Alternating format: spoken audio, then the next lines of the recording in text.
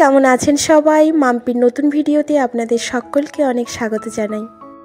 আজ রোববার, সকাল এখন 5:30।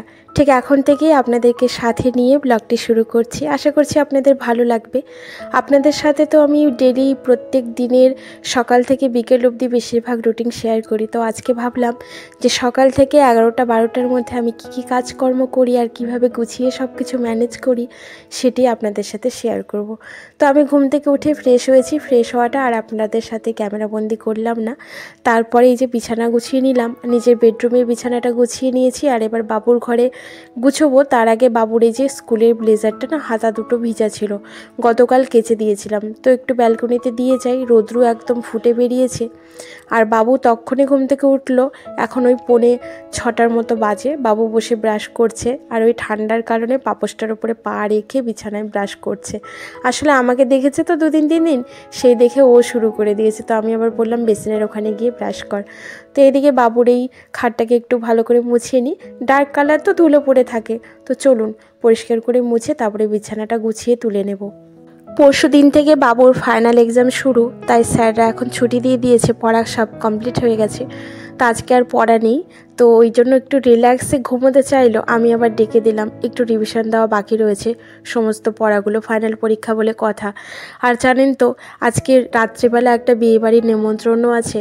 আর বাবুর যখন পরীক্ষা থাকে না, তখন আমার এত টেনশন হয় যে সকালবেলা চাইলেও বেশিক্ষণ ঘুমিয়ে থাকতে পারি না। মনের মধ্যে একটা কেমন টেনশন কাজ করে, যেই বোধহয় আমি বেশিক্ষণ অবধি ঘুমিয়ে ফেলবো, যদি না উঠতে পারি ঠিকঠাক মতো, ওকে যদি রেডি করে স্কুলে পাঠাতে না পারি, মানে এইরকম একটা টেনশানে আমারও দিব্যি সেই সকাল সকাল ঘুম ভেঙে যায়। তো ঘুম থেকে ওই জন্য উঠেও গেলাম, অত সকালে ঘুম ভেঙেছে। আর বাবুর ঘরের বিছানাটা ভালো করে গুছিয়ে ঝেড়ে পুছিয়ে টান করে পেতে, এই যে আমার বেড সাইড টেবিলটা, এটাকেও ভালো করে একটু ডাস্টিং করলাম। আর দেখছি মানি প্ল্যান্টের কতগুলো ডালপালা না চারিদিকে ছড়িয়ে ছিটিয়ে রয়েছে, মানে হেলে হেলে পড়েছে, গ্রোথ হয়েছে। এখন ধীরে ধীরে আবার না গ্রোথ হবে মানি প্ল্যান্টের, যেহেতু ঠান্ডাটা একটু কমে এসেছে। তো সমস্ত গাছগাছাই দেখবেন এই সময়টা থেকে বেশ সুন্দর করে একদম আবার নতুন ডালপালা গজায় আর কি, সুন্দর তরতাজা হয়ে ওঠে গাছপালাগুলো। তো মানি প্ল্যান্টের আবার ডালগুলো গুজিয়ে দিলাম। আর এবার চলে এসেছি আমার বেডরুমে এসে এই যে আমার বেডসাইড টেবিলটাকেও আমি ভালো করে ডাস্টিং করে জলের বোতলগুলো, ওষুধ সব কিছু গুছিয়ে রাখলাম। আর ওষুধটা কিন্তু আমি আমার ট্রলির ভিতরে রাখি, তবে এটা না বাবুর ওষুধ, বাবুর খুব কাশি হয়েছে, তো ওর ওষুধটা আমি আলাদা করে রেখেছি, নইলে খুঁজে পাবে না, হয়তো গুলিয়ে ফেলবে। আর এই যে মানি প্ল্যান্টের যে জলগুলো, এই জলগুলো আর পাল্টালাম না জানেন, 2-3 দিন আগে আমি পাল্টে দিয়েছিলাম। তো আজকে সব উঠিয়ে ভালো করে একটু ধুলোবালিগুলো মুছে নিলাম। তো আমার এই ল্যাম্পটা বাদ যাবে কেন, ল্যাম্পটার মধ্যে প্রচুর ধুলো পড়ে জানেন তো। আর এই সময়টা যেহেতু চারিদিকে রুক্ষ ড্রাই ওয়েদার, যতই জানালা দরজা বন্ধ রাখি না কেন, ধুলো যেন কোথা থেকে এসে বেশি করে পড়ে।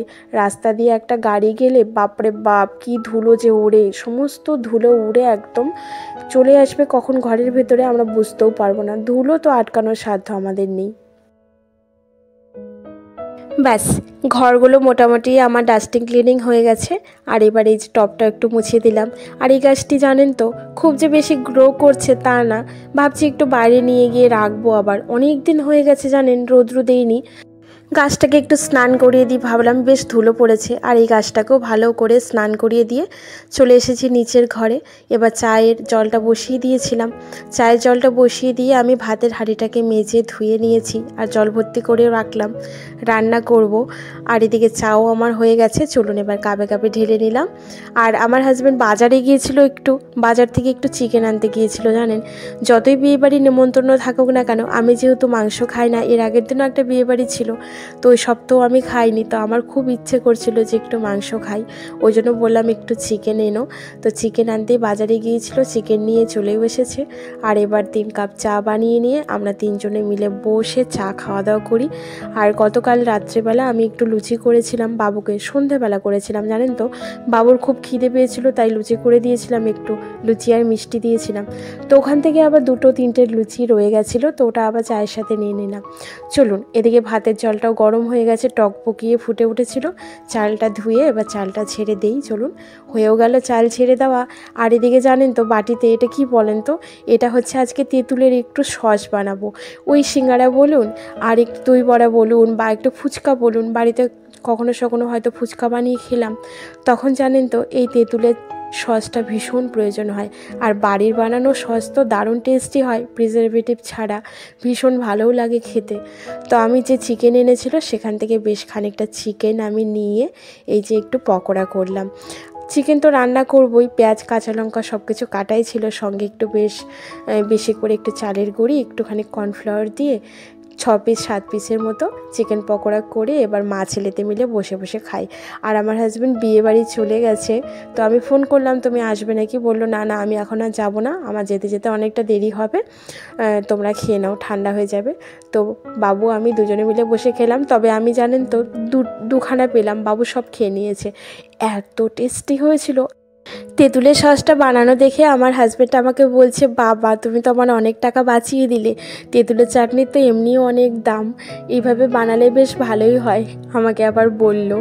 আসলে কি জানেন তো, আমরা যদি ছোটোখাটো একটু সামান্য কিছু বুদ্ধি খাটিয়ে প্ল্যান করে যদি সব কিছু করি, একটু পরিশ্রম করতে পারি, তাহলে জানেন তো অল্প খরচের মধ্যে আমরা কিন্তু সুস্বাস্থ্যকর খাবারও খেতে পারি, ভালোভাবে চলতেও পারি, আর সব কিছু চারিদিকে ম্যানেজও করতে পারি। শুধু একটু বুদ্ধির দরকার আর একটু পরিশ্রমের দরকার।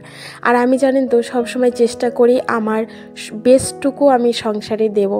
খাওয়া দাওয়া শেষে এবারে আমি বাসন কটা মেজে নিয়েছি। আর এই যে দেখুন, চিকেনটাকে বেশ সুন্দর কাঁচা লঙ্কা, একটুখানি গোটা জিরে, একটু শুকনো লঙ্কা, তেজপাতা, গোটা গরম মশলা, একটু জিরে গুঁড়ো, একটু ধনে গুঁড়ো, পরিমাণ মতো নুন মিষ্টি দিয়ে মেখে হাতে কষিয়ে রসিয়ে মেখে বসিয়ে দিয়েছি। আর এবারে বাসন মাজার পরে টাওয়ালটাকেও ধুয়ে মেলে দিলাম, টেবিলটাকেও মুছে নেওয়া হয়ে গেছে। চলুন এবার সসটা ঠান্ডা হয়ে গেছে, এবারেই কাচের জারটার মধ্যে ভালোভাবে রেখে দিই। তবে জানেন তো কিছুতেই ভরতে পারছিলাম না, যেহেতু ঘন হয়ে গেছে, আর এই ককের মুখটা এতটা ছোট যে অনেক দেরি হচ্ছিল। পরে শেষ অবধি কী করেছি জানেন, ওই ক্যারি প্যাকেটের একটু কোণ বানিয়ে তার মধ্যে ঢেলে চিপড়ে পুরো সসটাকে ভরে রেখেছি। তো সেটি আর ক্যামেরাবন্দি করা হয়নি। তো এইটুকু ভরে আমি হাঁপিয়ে গেছিলাম, আমার যে কী বিরক্ত লাগছিল। তো চলুন বন্ধু, এখন ওই প্রায় 11:15 মতো বাজে, এখান থেকেই বিদায় নেব। আপনারা ভালো থাকবেন, সুস্থ থাকবেন। যদি ভিডিওটি ভালো লাগে একটি লাইক দেবেন। সবাই অনেক ভালো থাকবেন আর আমার পাশে থাকবেন। টাটা।